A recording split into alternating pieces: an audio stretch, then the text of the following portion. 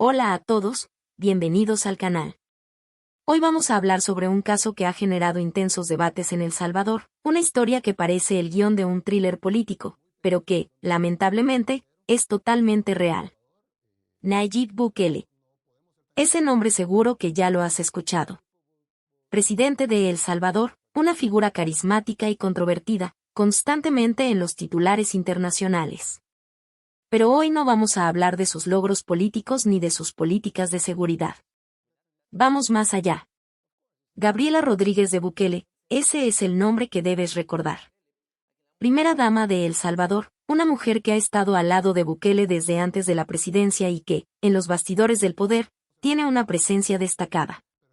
Pero hay cuestiones que muchos evitan comentar, rumores, silencios y una historia que pocos conocen. La versión pública es la de una pareja unida y una figura presidencial fuerte, pero detrás de escena, hay quienes dicen que el escenario es muy diferente, con secretos que hasta hoy permanecen enterrados. Y hoy, vamos a explorar juntos qué hay de verdad en esta narrativa. Como siempre digo, la realidad supera a la ficción, y este caso no es la excepción.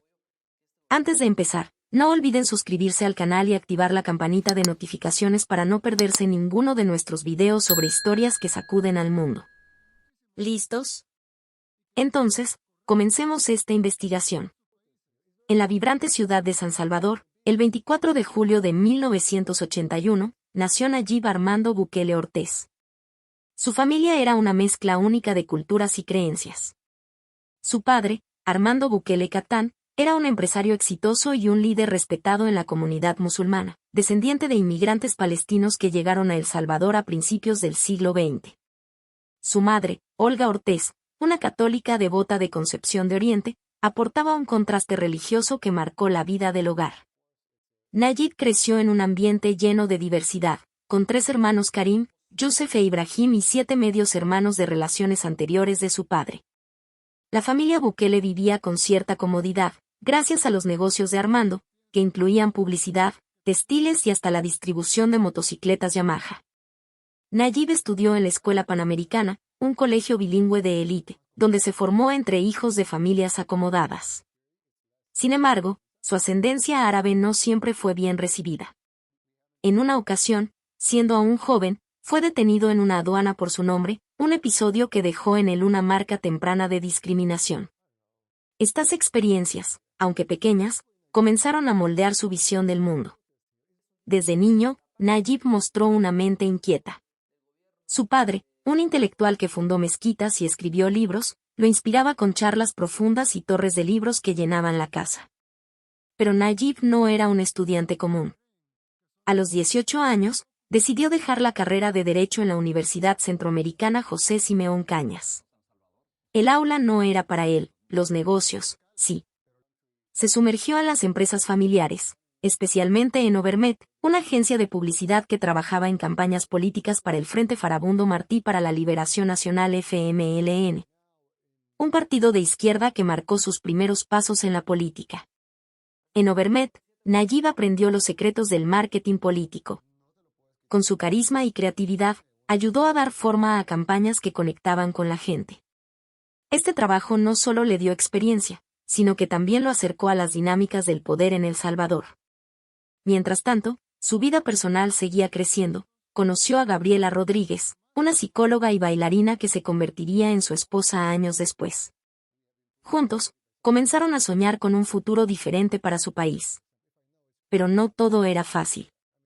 La riqueza de su familia contrastaba con la realidad de un país marcado por la violencia y la pobreza. Nayib, aún joven, empezaba a preguntarse cómo podía cambiar las cosas. Su infancia, llena de privilegios pero también de desafíos, lo estaba preparando para algo más grande. ¿Qué lo llevaría a dar el salto a la política? ¿Cómo sus raíces influirían en su destino? El camino apenas comenzaba, y las respuestas estaban por llegar. Nayib Bukele, con apenas 20 años, ya estaba inmerso en el mundo de los negocios familiares en San Salvador. Su energía y visión lo llevaron a tomar las riendas de proyectos ambiciosos. Uno de sus primeros retos fue gestionar una concesionaria de motocicletas Yamaha, un negocio que exigía negociar con proveedores y atraer clientes en un mercado competitivo. Pero no todo era tan serio. Nayib también se aventuró en la vida nocturna, administrando una discoteca que se convirtió en un punto de encuentro para jóvenes de la capital. La música alta, las luces y el ambiente vibrante contrastaban con las responsabilidades diurnas, pero él sabía moverse en ambos mundos. Pronto, Nayib asumió un rol más importante en Overmet, la agencia de publicidad de su familia. Esta empresa no solo creaba anuncios, sino que también diseñaba campañas políticas para el Frente Farabundo Martí para la Liberación Nacional, FMLN. Con su talento para el marketing, Nayib ayudó a construir mensajes que conectaban con la gente, desde eslóganes pegajosos hasta estrategias que llenaban plazas. Sin embargo, este trabajo comenzó a generar un torbellino interno. Por un lado, estaba el Nayib empresario, enfocado en los números y el éxito.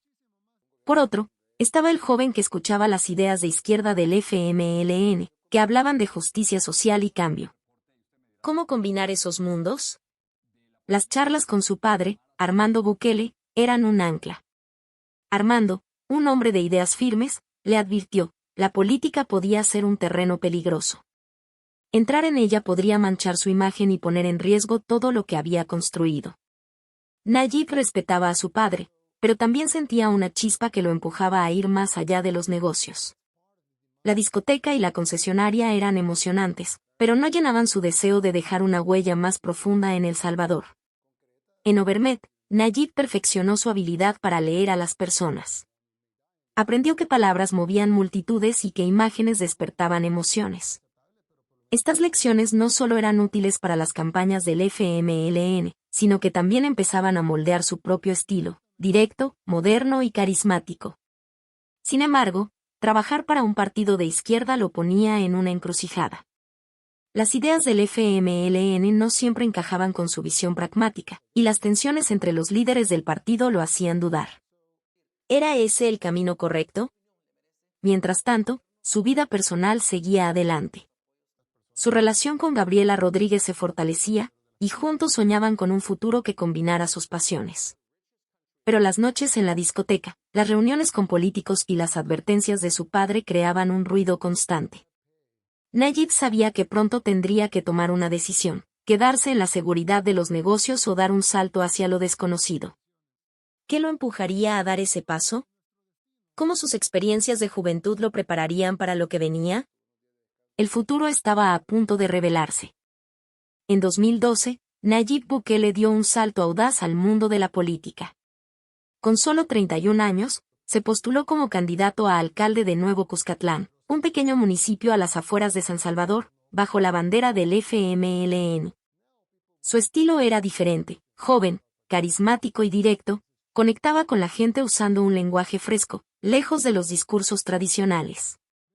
Aprovechó su experiencia en publicidad para crear una campaña vibrante, con redes sociales y mensajes que resonaban con los votantes cansados de la política de siempre. La victoria llegó con facilidad, y Nayib se convirtió en alcalde, listo para dejar su marca. Como líder de Nuevo Cuscatlán, Nayib no quería ser un administrador común. Lanzó proyectos ambiciosos, plazas modernas, iluminación en las calles y programas sociales que buscaban mejorar la vida de los vecinos. Pero no todo fue sencillo. Para financiar estas obras, el municipio contrató deudas significativas. Algunos aplaudieron su visión, viendo en él a un líder que transformaba la realidad. Otros, sin embargo, lo acusaron de imprudencia financiera, argumentando que sus planes ponían en riesgo la estabilidad económica del municipio. Las críticas comenzaron a circular, pero Nayib seguía adelante, convencido de que el cambio requería audacia. Dentro del FMLN, las tensiones crecían. Nayib no encajaba del todo con la vieja guardia del partido. Sus métodos disruptivos y su rechazo a seguir las reglas estrictas del FMLN incomodaban a los líderes. Él, por su parte, sentía que el partido estaba estancado, aferrado a ideas que no conectaban con la nueva generación. Las diferencias se volvieron insostenibles en 2017, cuando un incidente marcó el punto de no retorno. Durante una discusión acalorada, Nayib lanzó una manzana a un oficial del FMLN, un gesto que desató un escándalo.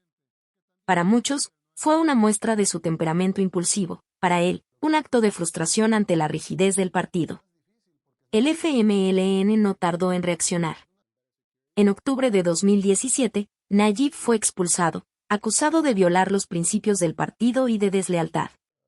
La noticia sacudió el panorama político. Para algunos, era el fin de su carrera, para otros, el comienzo de algo más grande. Nayib no se quedó callado. En redes sociales, denunció al FMLN, acusándolo de traicionar sus ideales y de castigarlo por querer un cambio real. Sus seguidores, cada vez más numerosos, lo apoyaban con entusiasmo. Solo en el escenario político, Nayib enfrentaba un futuro incierto. Su tiempo en Nuevo Cuscatlán le había dado experiencia, pero también enemigos. La expulsión del FMLN lo obligaba a replantear su camino. ¿Podría construir algo nuevo sin el respaldo de un partido? ¿Qué haría para mantener el apoyo de la gente? Mientras reflexionaba, una idea comenzaba a tomar forma en su mente, una que cambiaría el rumbo de El Salvador. El próximo paso estaba cerca, pero aún estaba envuelto en misterio. Tras su expulsión del FMLN en 2017, Nayib Bukele no se detuvo. Lejos de rendirse, vio una oportunidad. Decidió fundar su propio movimiento, Nuevas Ideas.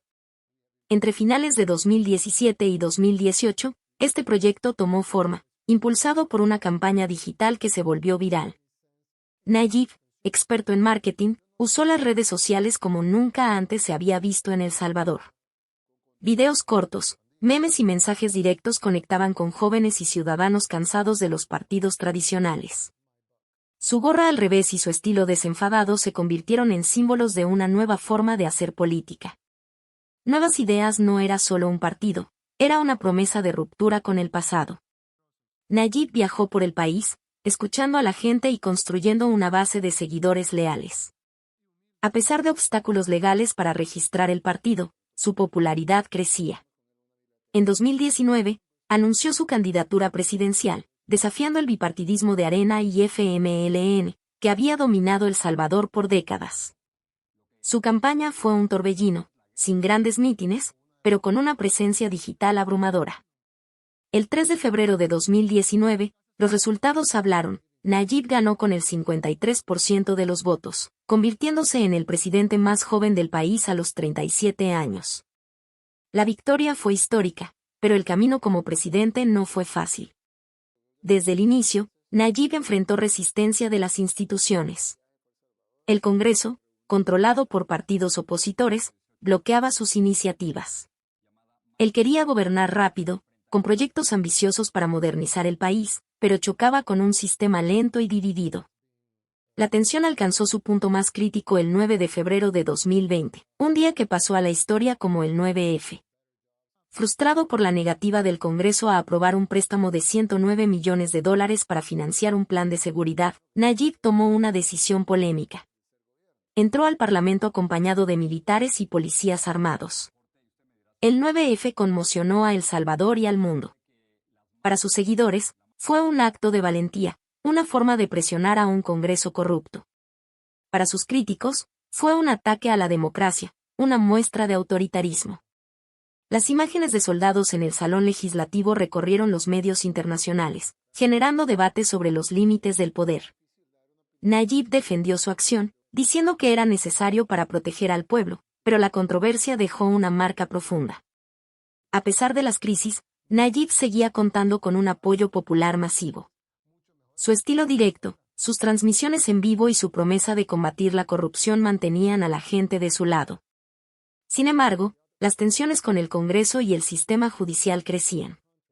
¿Podría mantener el equilibrio entre su visión y las reglas democráticas? ¿Qué nuevos desafíos surgirían en su presidencia? Mientras Nayib consolidaba su poder, el futuro de El Salvador parecía más incierto que nunca, y su próximo movimiento era esperado con ansiedad. Nayib Bukele, ya consolidado como presidente, apostó por una estrategia audaz para combatir la violencia en El Salvador, el Plan Puño de Hierro. Desde 2022, este programa desató una ofensiva sin precedentes contra las pandillas, especialmente la Mara Salvatrucha y Barrio 18. Más de 80.000 personas fueron detenidas en operativos masivos, muchos sin cargos formales. Los resultados fueron impactantes, los homicidios cayeron a niveles históricos, y las calles, antes dominadas por el miedo, parecían más seguras. Para muchos salvadoreños, Nayib era un héroe que cumplía su promesa de devolverles la paz. Sin embargo, el costo fue alto. Organizaciones de derechos humanos, como Amnistía Internacional, denunciaron detenciones arbitrarias, hacinamiento en prisiones y condiciones inhumanas. Se reportaron casos de personas inocentes arrestadas solo por vivir en barrios señalados como peligrosos. Además, surgieron acusaciones de torturas y decenas de muertes en los penales, atribuidas a la brutalidad de las fuerzas de seguridad. El gobierno negó las peores acusaciones, pero las críticas internacionales crecían, comparando el enfoque de Bukele con tácticas autoritarias. Para mantener el control, Nayib recurrió a medidas extremas. Declaró un estado de emergencia que suspendió derechos civiles, como la libertad de reunión y el acceso a juicios rápidos. Las redes sociales, su herramienta favorita, se llenaron de videos de operativos policiales, mostrando a detenidos en filas, muchos con tatuajes que los marcaban como pandilleros. Estos mensajes fortalecían su imagen de líder fuerte, pero también alimentaban el debate: ¿era seguridad a costa de la libertad? En El Salvador, las opiniones estaban divididas.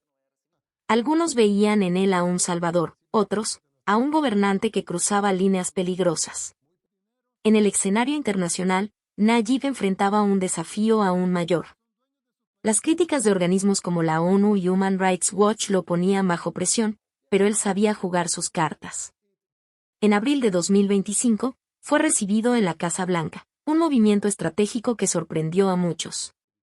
A pesar de las acusaciones de abusos, Estados Unidos buscaba fortalecer lazos con El Salvador, viendo en Bukele un aliado en temas como migración y seguridad regional.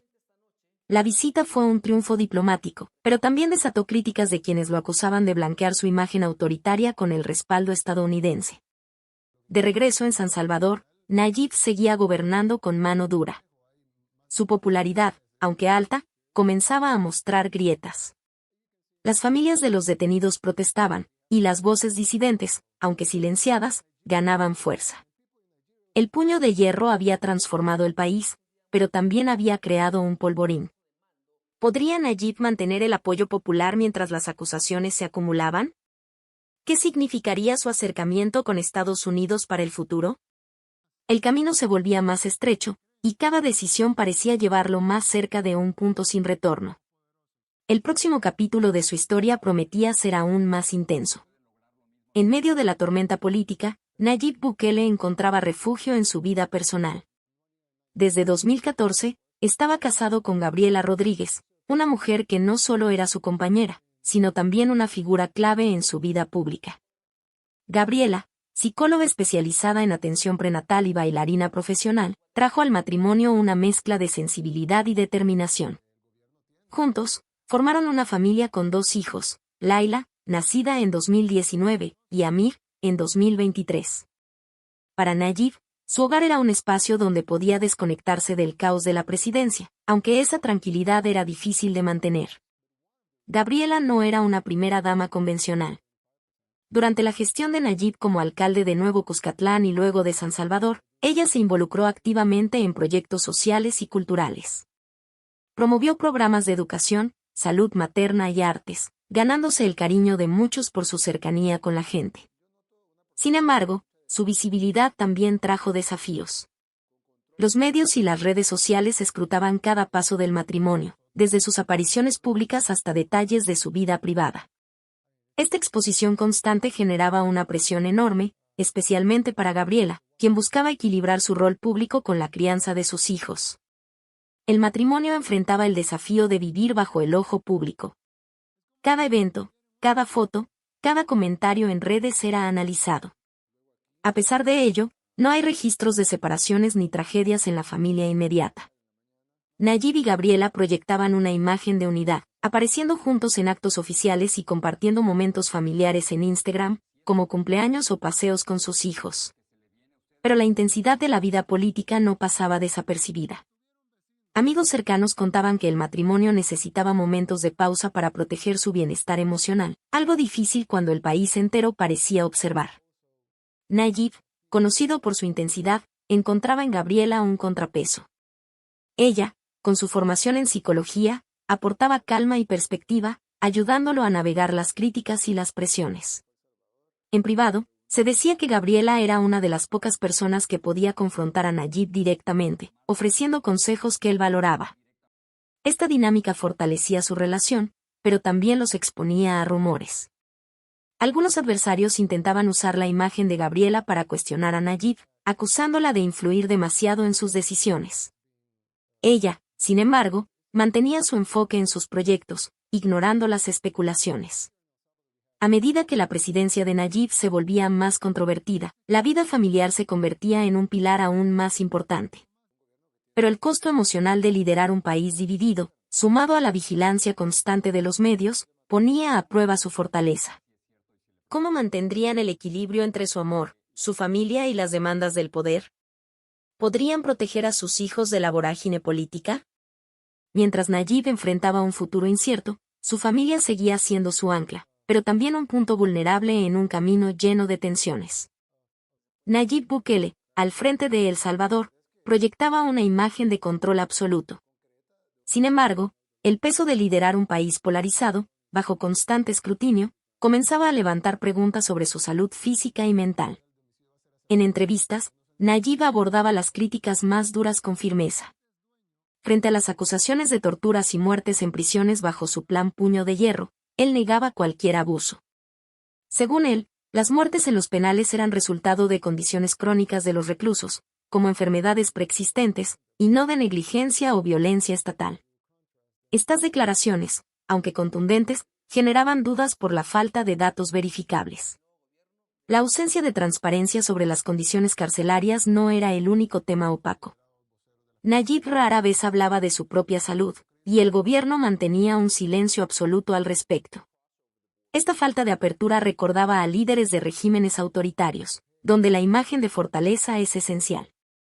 Expertos en política señalaban que este endurecimiento operacional, la negativa a mostrar vulnerabilidad, podía estar ocultando un costo psicológico importante.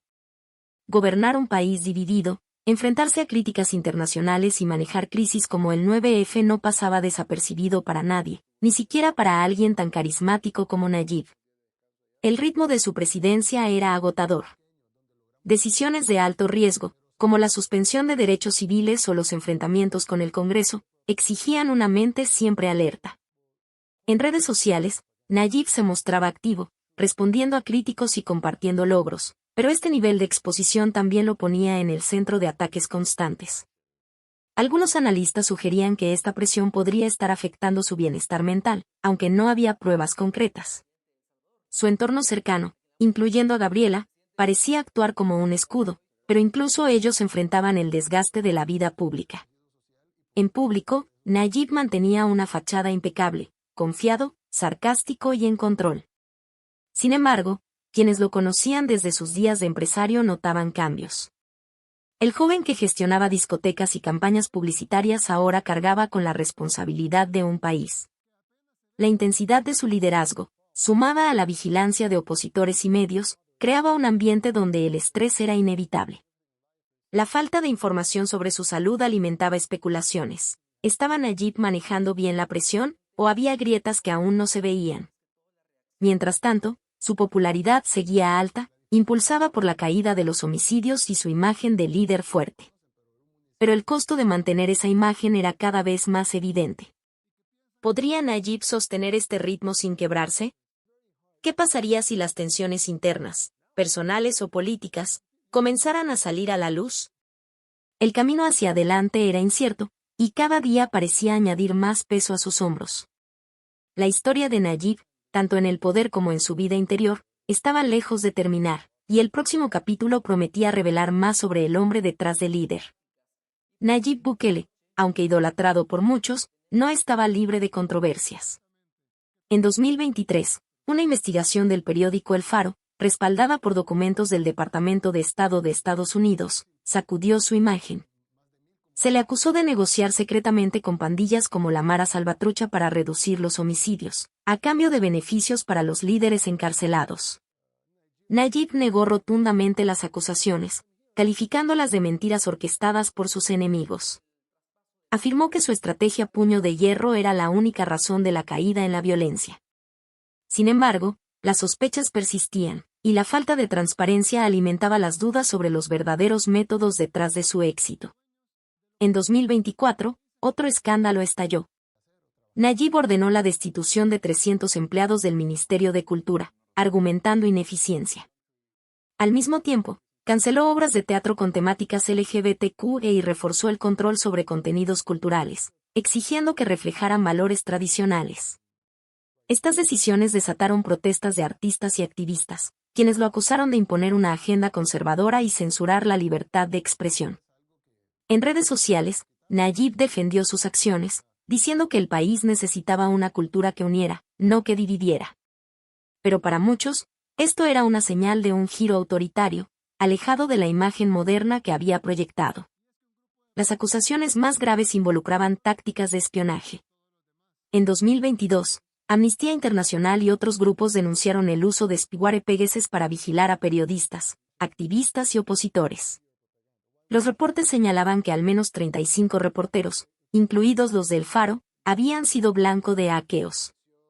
Nayib desestimó las denuncias, asegurando que su gobierno no necesitaba espiar para mantenerse en el poder. Sin embargo, la muerte sospechosa de un exasesor crítico en 2024 avivó las sospechas.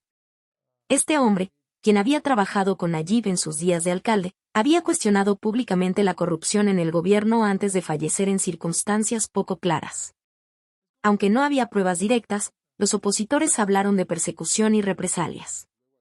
Estos escándalos ponían a Nayib en una posición delicada. Por un lado, su base de seguidores lo defendía con fervor, viendo las acusaciones como ataques de élites resentidas.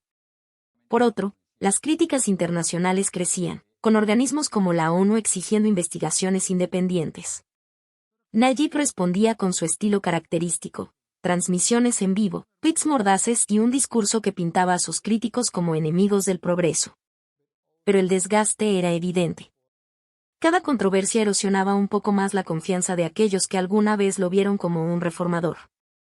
Mientras los titulares seguían acumulándose, Nayib enfrentaba un desafío mayor: mantener el control en un país donde la línea entre héroe y villano se volvía borrosa. ¿Podría salir ileso de estas tormentas? ¿Qué nuevos conflictos surgirían en su intento de consolidar el poder? La tensión crecía, y el futuro de su liderazgo parecía más frágil que nunca, con cada paso observado por un público expectante.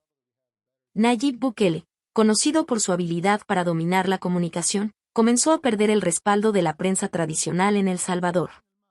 Medios como El Faro y la prensa gráfica, que alguna vez cubrieron su ascenso con interés, se volvieron críticos de sus políticas. Las acusaciones de autoritarismo, las detenciones masivas y los escándalos de espionaje tensaron la relación. En lugar de buscar aliados en los periódicos o la televisión, Nayib dio un giro estratégico, apostó todo por las redes sociales. Su equipo creó una máquina digital poderosa, con videos, memes y transmisiones en vivo que moldeaban la narrativa oficial directamente para el pueblo. En plataformas como Twitter, Instagram y TikTok, Nayib era imbatible.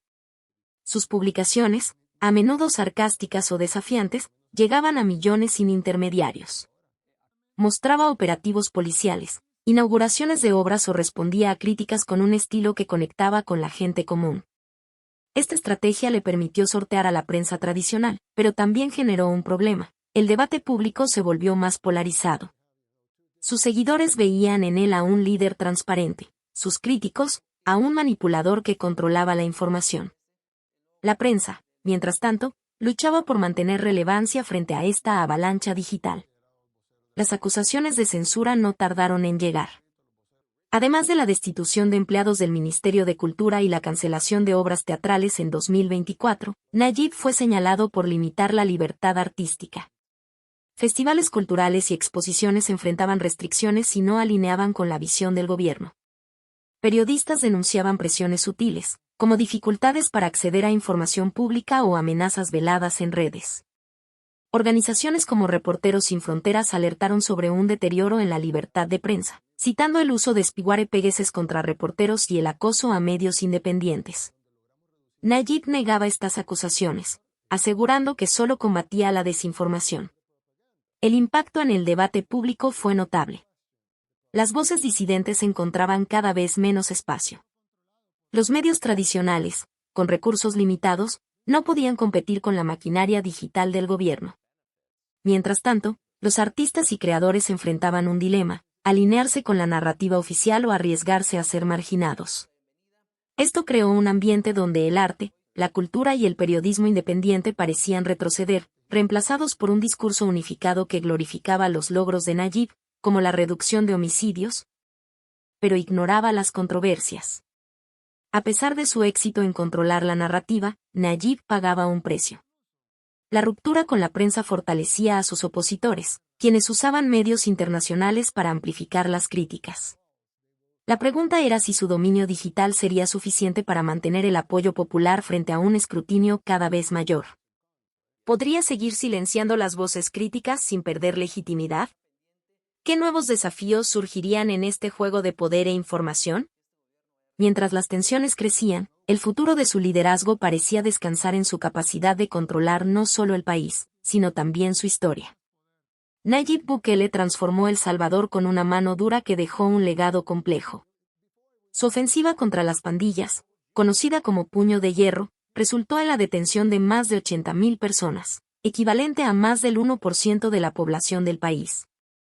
Este esfuerzo logró un cambio dramático: los homicidios, que en 2019 alcanzaban casi 110 por cada 100.000 habitantes, cayeron a cerca de 2.3 en 2025. Una de las tasas más bajas en décadas. Las calles, antes controladas por el terror de las maras, recuperaron una calma que muchos salvadoreños no habían conocido. Para sus seguidores, Nayib era el arquitecto de un milagro de seguridad. Sin embargo, este logro vino con un costo humano profundo. Miles de familias quedaron fracturadas. Niños perdieron a sus padres, arrestados en operativos masivos, a menudo sin pruebas claras. Estos pequeños, ahora criados por abuelos o tíos en condiciones de pobreza, enfrentan traumas emocionales y económicos. Organizaciones sociales reportan un aumento en problemas de salud mental entre los jóvenes, desde ansiedad hasta resentimiento hacia el Estado.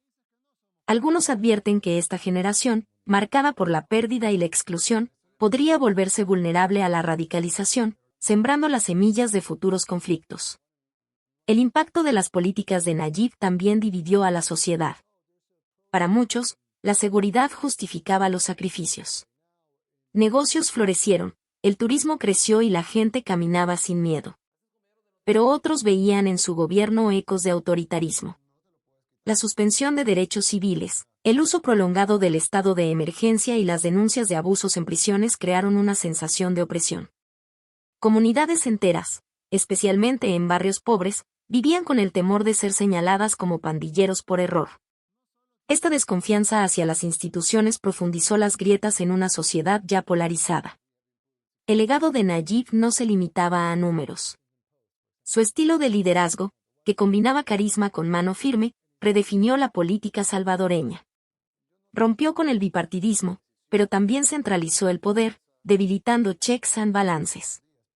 Sus críticos, incluidos organismos como Human Rights Watch, alertaban sobre una democracia en retroceso, donde la libertad de prensa y los derechos individuales pagaban el precio de la seguridad. Sus defensores, en cambio, argumentaban que El Salvador necesitaba un líder así para salir del caos. Mientras Nayib seguía gobernando, el país se enfrentaba a una pregunta difícil: ¿valía la pena el costo? La paz en las calles era innegable, pero los traumas colectivos: niños huérfanos, familias rotas, derechos sacrificados dejaban cicatrices profundas. ¿Podría Nayib sanar estas heridas y mantener la seguridad sin alimentar más divisiones? ¿O su legado, aunque histórico, estaría destinado a ser tan controvertido como su liderazgo? El futuro de El Salvador colgaba de un hilo, y cada decisión parecía acercarlo a un punto de inflexión que definiría no solo su gobierno, sino la historia de una nación entera. ¿Y entonces, qué te pareció esta historia? Nayib Bukele es, sin duda, una de las figuras más intrigantes de la política actual. Carismático para algunos, autoritario para otros, detrás de la imagen construida en las redes y en los discursos oficiales, siempre hay más de lo que podemos ver. Y casos como este nos hacen pensar: ¿hasta dónde llega el control de la narrativa? ¿Qué se está ocultando cuidadosamente? Si también te quedó la duda, comenta aquí abajo. ¿Qué crees que realmente está pasando en los bastidores del poder en El Salvador? Si te gustó el video, deja tu like. Eso nos ayuda muchísimo a seguir trayendo contenidos investigativos como este. Y, por supuesto, si aún no estás suscrito, suscríbete al canal y activa la campanita para no perderte ninguno de nuestros videos. Hay mucho más por venir. Hasta la próxima, y recuerda, la verdad puede estar más cerca de lo que imaginamos.